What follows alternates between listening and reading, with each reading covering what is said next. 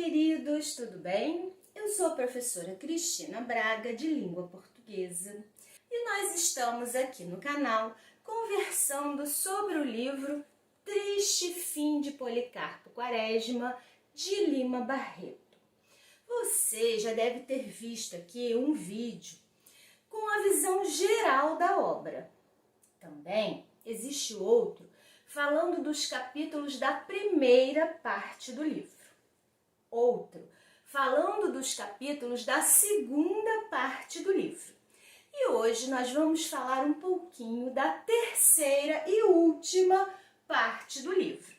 Você já sabe que nenhum resumo, nenhuma videoaula substitui a leitura do livro, que é fundamental.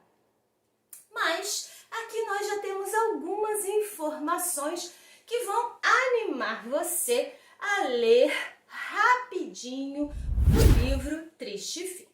Se você gostar do vídeo, você pode curtir, você pode se inscrever no canal, pode ativar o sininho. Sempre você vai ficar sabendo quando tem um vídeo novo. Eu vou adorar a sua companhia. E aí? Vamos à terceira parte do livro, então? Já sabemos que são sempre 5 capítulos, né? A terceira parte vai tratar da atmosfera política no Rio de Janeiro. Nós temos o patriota Quaresma, que é o protagonista da história, na revolta da Armada. E conheceremos o seu triste fim. No capítulo 1, cujo título é Patriotas, Quaresma já está no Rio de Janeiro, no Itamaraty, aguardando para falar com o Marechal Floriano. Ué, mas como que ele foi parar lá? Vamos lembrar. Na segunda parte, lá no capítulo 5, ele estava tão desgostoso, tão desanimado com os problemas do sítio, mas sem deixar de ser patriota, né, acima de tudo, e sabendo por uma carta da revolta da Armada no Rio de Janeiro, ele escreveu um telegrama para o Marechal Floriano e colocou-se à disposição para ajudar na revolta da Armada. Então o capítulo começa com Quaresma sentadinho lá no Itamaraty, aguardando sua vez de falar com o Marechal Floriano. Nós voltamos um pouquinho na sequência do capítulo e vamos ver as providências que o Policarpo tomou em Curuzu antes da sua partida. Sua irmã Adelaide não queria que ele fosse de jeito nenhum. Anastácio, né, seu velho amigo, empregado, também não queria que ele saísse do Sossego, mas não teve jeito. Antes de sair, depois de todas as providências ajeitadas, ele escreveu um memorial.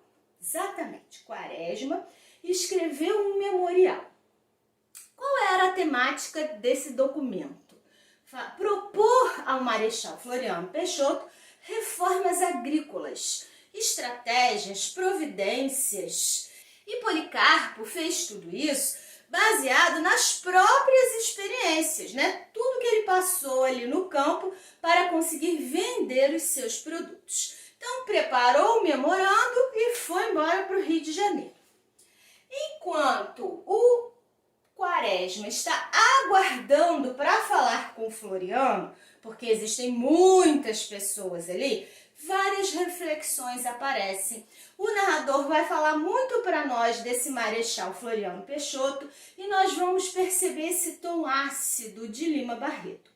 O Floriano é visto como uma pessoa, um líder, um gestor preguiçoso, incompetente, ditador, sem plano de governo, utilizando a força desmedidamente. Só que o Quaresma ele não é capaz de enxergar nada disso.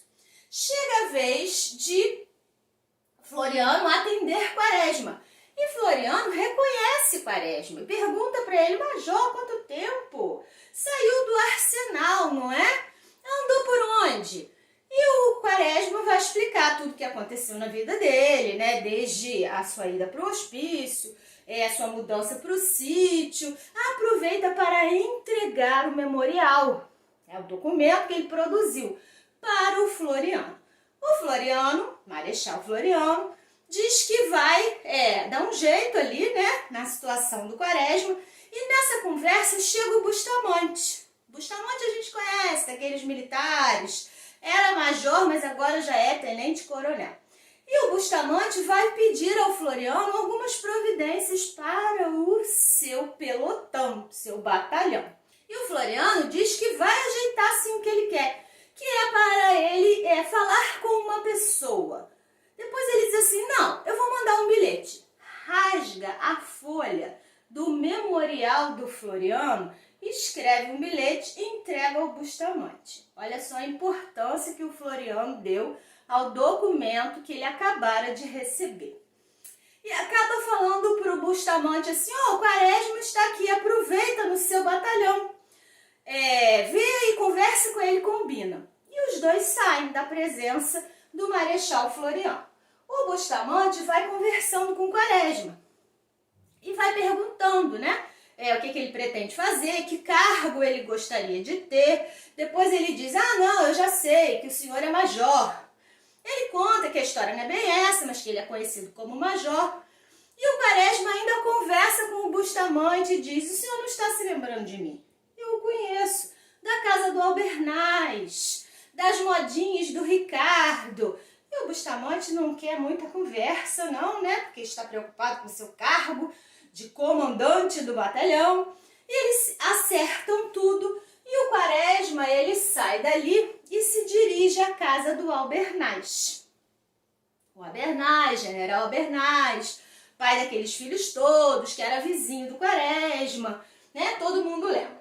Lá na casa do Albernaz, mais uma vez, todos os militares estão lá, aquela conversa de sempre sobre a República, as mudanças que a República não trouxe e tudo aquilo que a gente já viu várias vezes nos capítulos. O assunto abordado é a loucura de Ismênia. O pai, Albernaz, está muito triste, porque Ismênia realmente enlouqueceu. É uma loucura mansa, mas ela enlouqueceu. Ismênia é aquela que ficou noiva anos do Cavalcante e foi abandonada por ele.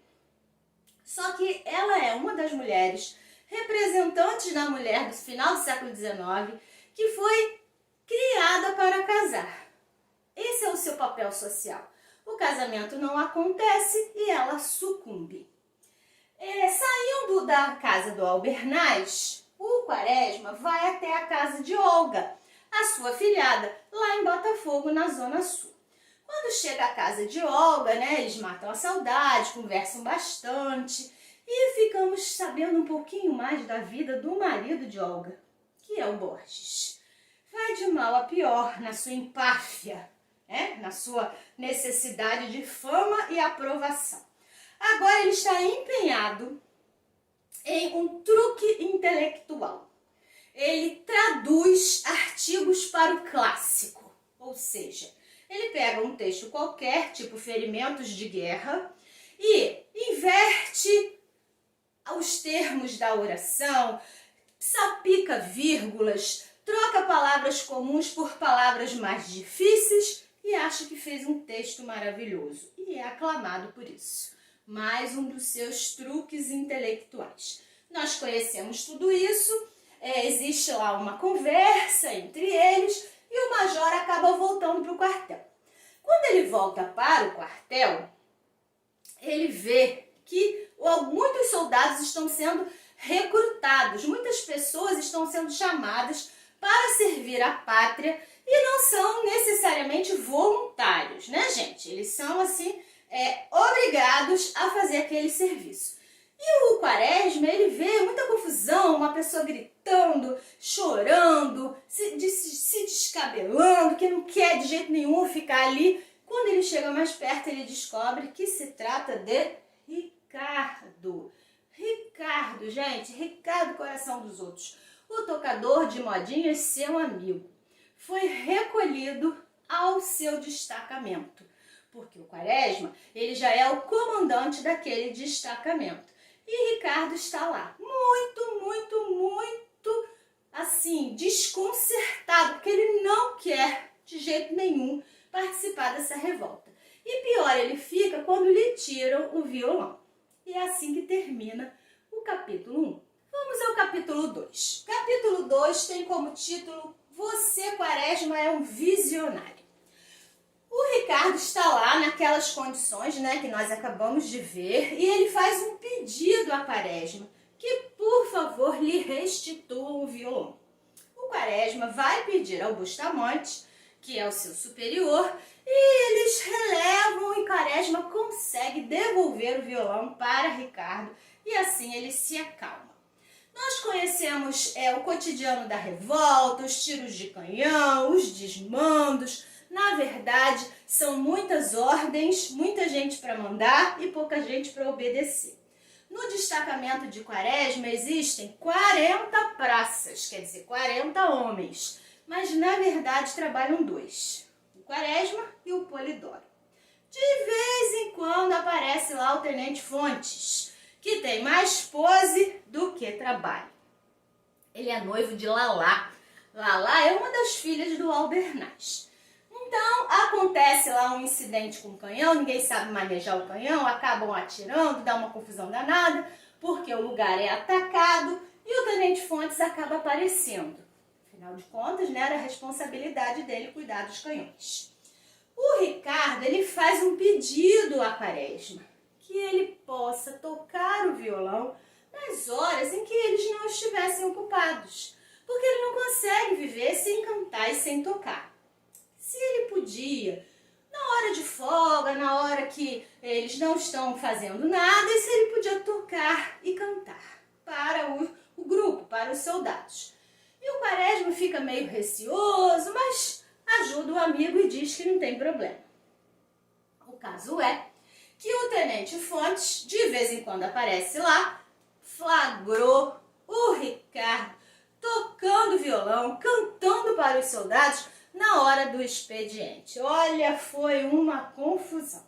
E apesar de o Quaresma ser superior ali naquele quartel, não teve jeito. O Tenente Fontes fez um escândalo e tiraram o violão do Ricardo. O Policarpo, ele, no fim do dia, acaba saindo na hora que o Polidoro chega, né? Acaba saindo, caminha um pouco para ver sua antiga casa e chega à casa do general Albernaz. Mais uma vez, aquelas conversas todas, né? Entre os militares. E o Albernaz, de novo, diz que está muito triste por causa da filha Ismênia, que vai de mal a pior. O Quaresma diz ao amigo Albernaz que tem a ideia, né? Já que o pai tentou para a filha médicos, curandeiros, rezadeiras, tentou todo tipo de ajuda e não conseguiu, que ele poderia tentar o marido da sua filhada, que era médico. Ele já tinha falado isso no capítulo anterior. Vocês acham que o Borges se preocupou? Nem um pouco, né? Mas o Quaresma tenta ajudar o Albernaz, se compadecendo da loucura de Ismênia. Essa visita termina, o Quaresma volta para o quartel e lá ele fica sabendo que o Floriano vai visitar, porque houve aquele incidente do canhão. O Marechal Floriano chega lá, conversa com o Quaresma, fica sabendo da situação do quartel, do tiro de canhão, e o Quaresma fica ansioso. Pergunta ou não pergunta se ele leu o meu memorial?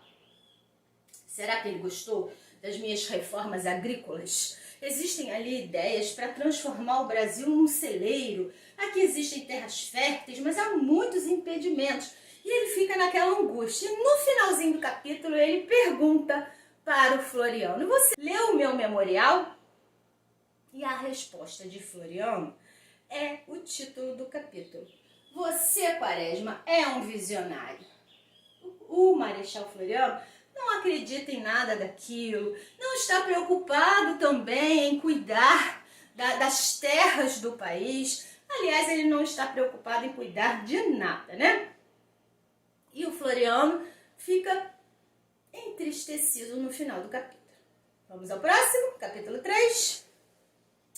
E tornaram logo silenciosos, é o título. O capítulo já começa com uma conversa entre Albernaz e Quaresma. logo no comecinho do capítulo. Qual é o assunto? A loucura de Ismênia, que não melhora. Não existe tentativa que dê fruto de restituir a saúde de Ismênia. Já são 4 meses de revolta e há susto e medo por todo lado. Muita gente mandando, pouca gente trabalhando e quem vai para o combate sempre é aquele representante da classe desfavorecida, porque os grandes figurões não saem dos seus gabinetes. Aqui existe o retorno do Fontes. Lembra do Tenente Fontes? Para tentar amenizar a situação do Ricardo, ele pede a Bustamante que Ricardo deixe de ser cabo e passe a ser sargento. Para Ricardo, isso não faz diferença nenhuma. O que ele queria era retornar à sua vida de trovador, né? De cantar modinhas. O Quaresma, ele sai do quartel para receber o pagamento. Nessa saída, ele acaba passando na casa do Albernaz e continua vendo o amigo, o antigo vizinho, naquela situação complicada com Ismênia. Então ele decide sair dali e ir para a casa de Coleone, falar novamente, diretamente com o Borges, médico, marido de sua afilhada. Quando ele chega, Olga, sua afilhada, percebe que o padrinho está mal. Percebe que está abatido, percebe que está desiludido, que não traz aquele fervor patriótico que lhe era costumeiro. Tudo isso se deve aos comentários de Floriano sobre o seu memorial, mas ela não comenta nada. Aparecem aqui pela primeira vez as elucubrações de Quaresma. É a primeira vez que ele pensa, será que eu fiz a coisa certa? Será que valeu a pena? Será que lutar pela pátria na revolta da Armada, é a melhor decisão? Porque ele começa a perceber os desmandos políticos. Ele está ali vivenciando isso. Então, pela primeira vez, ele começa a refletir sobre esse patriotismo. Não que ele deixasse de ser patriota, muito pelo contrário, mas ele não enxerga mais o mando, o país, o governo, com aquela idealização que ele enxergava antes. Quaresma acaba pedindo, se dirigindo até Bustamante, que é o seu chefe, para pedir uma licença. Ele está realmente com vontade de sair daquela luta, retornar ao sítio, ver sua irmã, restituir a paz ao seu espírito. Só que quando ele chega lá e encontra Bustamante, ele vê uma movimentação danada e, segundo Bustamante, eles precisam marchar, ou seja, o Bustamante vai organizar um pequeno exército e eles vão para a linha de frente de batalha. E ele coloca o Major Quaresma como chefe, como líder desse grupo. E o Quaresma, que queria uma licença para ir para o sítio, acaba entrando num conflito armado na linha de frente. Ele sai dali, mais desanimado ainda, e a gente volta para aquele núcleo da Ismênia. A Ismênia foi a cartomante. E a cartomante disse para ela que o noivo não ia voltar de jeito nenhum. Que já tinha ido embora e não tinha retorno. E ela fica muito revoltada com a cartomante, que lhe deu essa notícia. Daí a sua situação vai piorar, seu quadro de depressão vai acentuar, ela vai chamar a mãe e vai dizer assim, mãe, eu vou morrer. E Dona Maricota diz, que é isso, minha filha? Não diga isso, você vai melhorar, daqui a pouco você está mais forte. E ela diz que vai morrer. Dali, ela se veste com o seu vestido de noiva, aquele guardado, né, para ela se casar com o Cavalcante, e realmente ela morre. É um capítulo bem triste. Acontece todo o velório e todas as hipocrisias e falsidades do velório, em que as pessoas pouco estão preocupadas com Ismênia, que acabou de falecer, com seu pai e com a sua mãe, mas estão muito preocupados com as aparências sociais daquele evento. E aí chega o carro para levar, né, Ismênia até o cemitério, para que aconteça o enterro. E nessa cena final, vários pombos que estão revoando voltam aos pombais. E o título do capítulo é exatamente "E tornaram logo silenciosos". E é assim que termina o capítulo, com a morte, velório e o enterro de Ismênia. Já estamos no capítulo 4, e o capítulo 4 tem como título O Boqueirão. Começa mostrando para nós a situação do sítio Sossego. O sítio vai de mal a pior. Adelaide não tem ânimo, não tem força física, não tem vontade nem aptidão para cuidar do sítio. O Anastácio continua capinando todos os dias, mas não dá conta. Então, realmente, o Sossego está numa situação de abandono. Ficamos sabendo daqueles líderes locais, lembram aquela contenda entre o Antonino e o Dr. Campos, que eram forças rivais ali no Curuzu? Pois é, houve uma determinação do poder central, o candidato não era nem de um nem de outro, e eles acabaram se unindo para que não perdessem seus privilégios. Nós ficamos sabendo também que a Adelaide se apegou a Sinhá Chica, porque ela está sozinha ali naquele lugar, né? Sinhá Chica, ela é esposa de Felizardo. Lembra o Felizardo que trabalhava lá na Capina com Anastácio e Quaresma? Pois é, Sinhá Chica, ela é a rezadeira titular daquele lugar. E o narrador vai contar para nós vários desses feitos. E nós ficamos sabendo também que o Dr. Campos, médico, não se intromete na medicina popular de Sinhá Chica. Existem casos que o Dr. Campos resolve, mas existem casos que só a Sinhá Chica é capaz de resolver. Conhecemos também Apolinário, que é o capelão, trabalha muito com Sinhá Chica. Ficamos sabendo da situação dos filhos de Felizardo e Sinhá Chica, muito preguiçosos, insolentes, não se dedicam ao trabalho com fervor. Dá até pra gente pensar no personagem Jeca Tatu lá de Monteiro Lobato. Quaresma e Ricardo são feridos em um combate. Gente, lembra que no capítulo anterior eles foram mandados para o combate? Pois é, Adelaide recebe uma carta no sítio e nessa carta ela toma conhecimento dos últimos acontecimentos com o irmão. Há muito tempo o irmão não escreve para ela. E agora ele está explicando que no combate os dois foram feridos. O Ricardo foi muito ferido e está demorando um pouquinho para se recuperar. E o Quaresma também foi ferido, mas a sua ferida maior é na alma, não é física.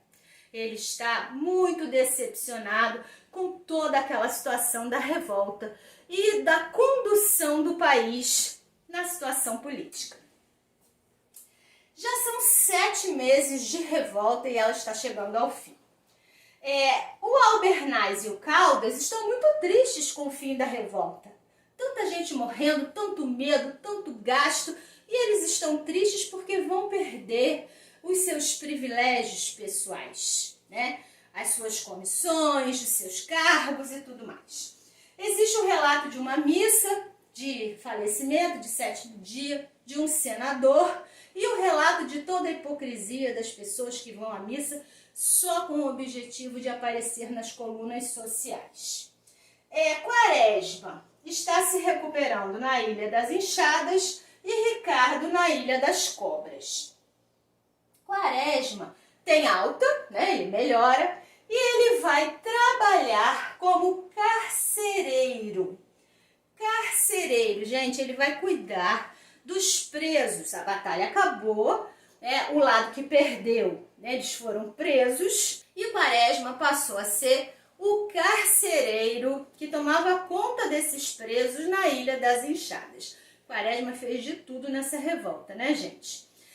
Sem esperar, Quaresma recebe a visita de um homem do Itamaraty. E esse homem do Itamaraty, sem avisar, sem muita explicação, cumprimenta o Quaresma, pede para ver os presos e a situação é deprimente. E ele vai escalando alguns presos, sem critério, sem explicação, sem motivo, vai chamando você, você, você, você. E leva aquele povo todo, tira aquelas pessoas da Ilha das Enxadas e leva para o Boqueirão. Boqueirão é que dá título ao capítulo. Todo mundo sabe que quem vai para o Boqueirão é para ser fuzilado. Está caminhando para a morte. O Quaresma não entendeu muito bem o que está acontecendo. E o capítulo termina assim. Prisioneiros para o Boqueirão. E nós já estamos chegando ao último capítulo da última parte. Quando o capítulo 5, cujo título é A Afilhada, começa, Quaresma já está preso. Preso. Ele saiu da Ilha das Enxadas, em que ele era carcereiro, foi para a Ilha das Cobras como prisioneiro. Gente, mas o que aconteceu? Quaresma escreveu um documento, uma carta para o Marechal Floriano, relatando aquele episódio absurdo em que um homem do Itamaraty recrutou soldados aleatoriamente e levou-os para a morte, pensando que o Marechal Floriano não soubesse de nada disso. Como se as ordens de execução não fossem do ditador Floriano Peixoto. Resultado, Quaresma foi preso. Foi preso, mais uma vez, como um insubordinado, uma pessoa desleal à pátria, alguém que estava traindo o Marechal Floriano Peixoto. Pensem bem, o patriota Quaresma. O motivo a gente fica sabendo, né? Foi a carta que ele escreveu ao presidente Floriano.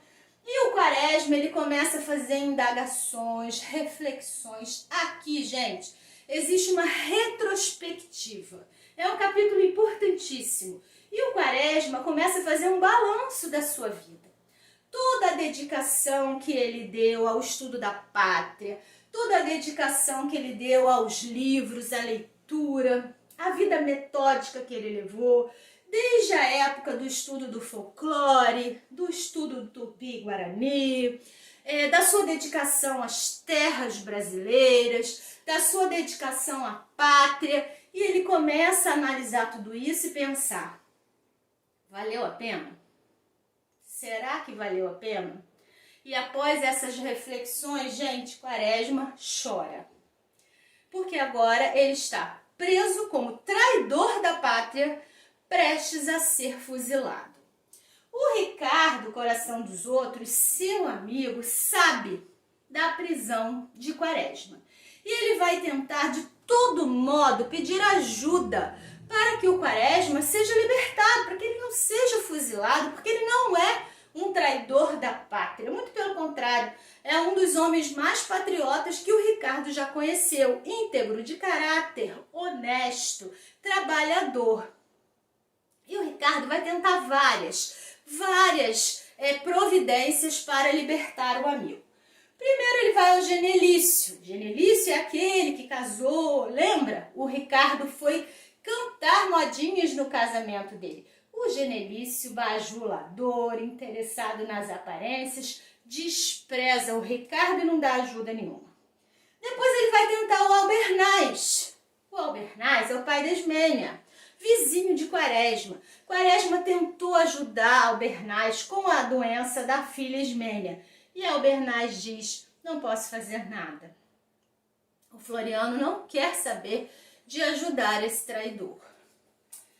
O Ricardo vai tentar Bustamante, que era o major, agora é tenente-coronel, é o líder do batalhão, né, Cruzeiro do Sul. E Bustamante coloca Ricardo para fora, não quer nem ouvir falar em Quaresma.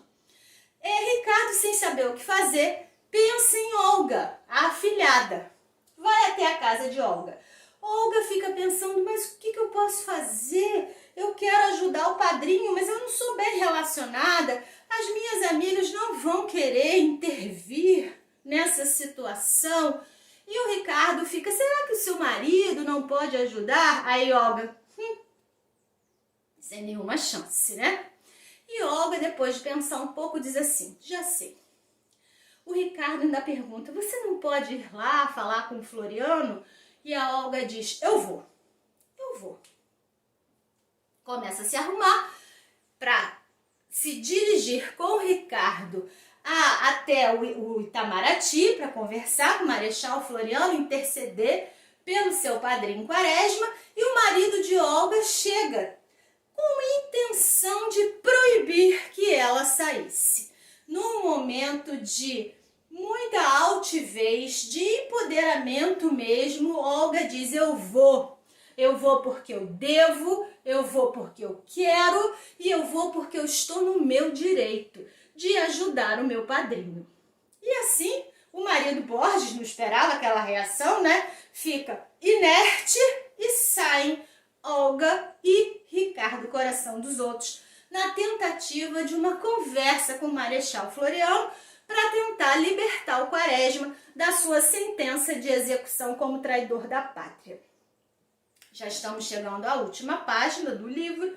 A Olga tenta ser atendida pelo Marechal, mas a revolta acabou, são muitos bajuladores, muitas pessoas querem apertar a mão do Floriano, o grande ditador, né, que venceu a batalha, a revolta da Armada. A Olga não consegue falar com o Floriano, quando muito consegue falar com o secretário. E o secretário trata Quaresma como um bandido, um traidor da pátria, um ser desprezível. E Olga percebe naquele momento que não vai pedir pelo padrinho, que o padrinho não gostaria desse favor. O padrinho merecia um fim heróico, grandioso, digno, verdadeiro, como ele sempre foi, como ele viveu a vida. E ela sai dali para encontrar o Ricardo. É o fim do livro, gente. E aí a gente já sabe qual é o triste fim de Policarpo Quaresma. Nessa parte, na terceira parte, nós tivemos uma abordagem muito contundente do poder e das aparências. Como que o poder é capaz de subir a cabeça das pessoas. Como essas pessoas são capazes de atos desonestos, atos vis, apenas em função de algum tipo de poder. Temos a abordagem do casamento. O casamento como papel social, como função social único das mulheres dessa época. Temos também a reflexão. Saiu o Império, veio a República, e aí? O Brasil mudou? Os menos privilegiados ascenderam em alguma situação? Houve a valorização dos cidadãos? Houve? Nós temos a reflexão sobre o patriotismo. O que é patriotismo e o que é defender a pátria? O Quaresma, o grande patriota, o ufanista, foi preso, prestes a ser executado como traidor da pátria. É para refletir. Eu espero que você tenha gostado, que você esteja bem animado para ler a terceira parte e agradeço muito pela sua companhia. Um beijo e até a próxima!